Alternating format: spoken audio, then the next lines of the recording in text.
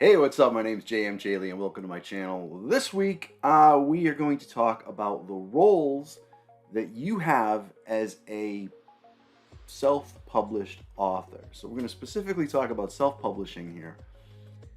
Roles you have as a self-published author. There's a couple of these things that'll apply to traditionally published authors too. But most of this is going to kind of focus on the roles of a self-published author. So the first one that probably comes to mind is you're your own publisher, right? You put your book out there. We all know this, right? That's the publisher and self-publisher, of course. But this is kind of more of a nebulous area. It's not completely accurate, is it?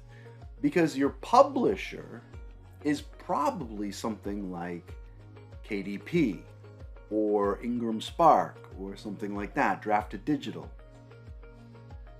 But hold on a second, you are your own publisher because you're uploading the book, you're doing the formatting, right? You're doing all the things that a publisher would do. If you were traditionally published, right, your publisher would get a hold of your raw manuscript and do all that stuff for you.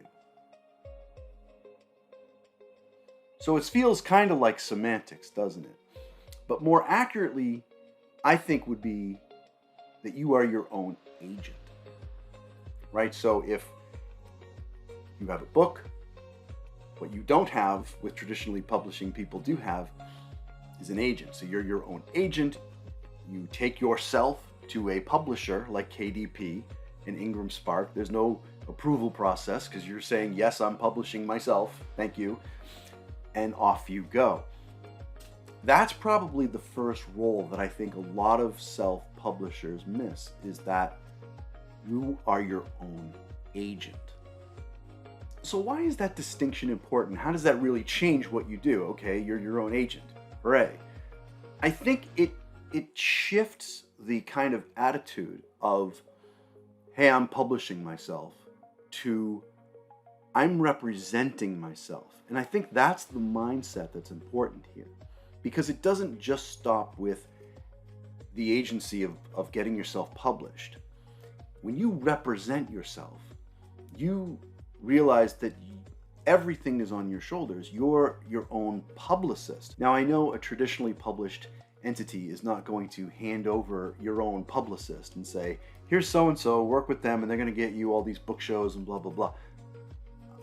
I think some of that stuff may come from the publisher, let's get you out on the road type thing. But I feel like a lot of it with traditionally published authors, they kind of do on their own backs. They go on their own tours. I've heard of traditionally published authors saying, geez, I'd love to do a tour out over here, but no one's going to pay for it except me, so I can't really go there and do this particular show. So they're kind of in the same boat as self-published authors, in the sense of they have to kind of go out, find their own venues, put up the money themselves, right? But there's that attitude shift of they already know that they're representing themselves. I think that self-publishing authors need to know that too. We're representing ourselves. And I feel like this is the part that gets missed by so many self-published authors. Why? Because it's not in the same headspace. It's, if you're sitting alone in a room and you're writing a book, and then you finish the book and you do your edits and stuff like that, and maybe you're working with an editor, you probably should be working with a professional editor that you're hiring on your dime because you're self-published, right? And you make all your edits and changes and everything's ready to go, and then you upload your manuscript to wherever it goes, right, for print on demand or whatever it's going to be. And you know what? You're still sitting in that room by yourself, aren't you? There's no real interaction with the outside world, except maybe an editor that you're emailing with, right? That's a different kind of energy than walking into a bookstore or an event, or reaching out to someone that holds events, or going to town hall and saying, hey, is there a business association I can join? Or going into your library and saying, hey, is there a writer group in the town that I can join, right? It's a different kind of energy because you're interacting with people, right? And, you know, for a lot of us writing introverts, that could be a little daunting. But you are your own agent, you're your own publicist. No one is going to do this stuff if not for you. This kind of goes in line with a video I did very recently called the usefulness, the necessity, I should say, of book shows, where, you know, if all you do is write and sit and then publish, you're going to have this big sales boom. You know, you release your book and then the sales are going to drop off and flatline. You need to put yourself out there. You need to walk into bookstores and say, can I do a book signing? Can you carry my book? Now, I'll tell you right now, the big traditionally published chains, you know, when I say traditionally published, they're the people that only carry traditionally published books. I'm talking Barnes & Noble, right? All those kind of guys. Who else is left among them? I miss Walden Books. Remember Walden Books? But if you walk into like independent bookstores and say, hey, I'm a local author, can you carry my book? Sometimes they will. Sometimes they will on consignment. You just have to ask. And, you know, hey, maybe they say no, and that's okay.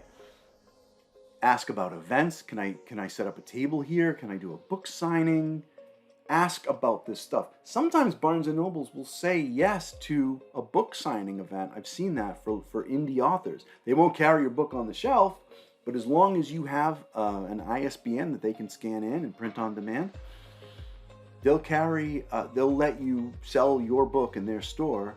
You sign it, and then the person brings it up to the register and they buy it. So this is what's important about your role as a self-published author, is that you are your own advocate.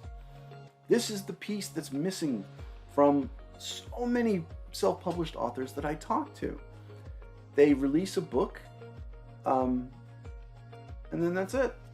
You know, it does the sales that it does, and it tapers off, and then, okay, it's on to the next book. And that's great, because that's going to sell some copies too. But that's it. You know, you can't extend the longevity of your book without doing book shows and going into bookstores and promoting yourself.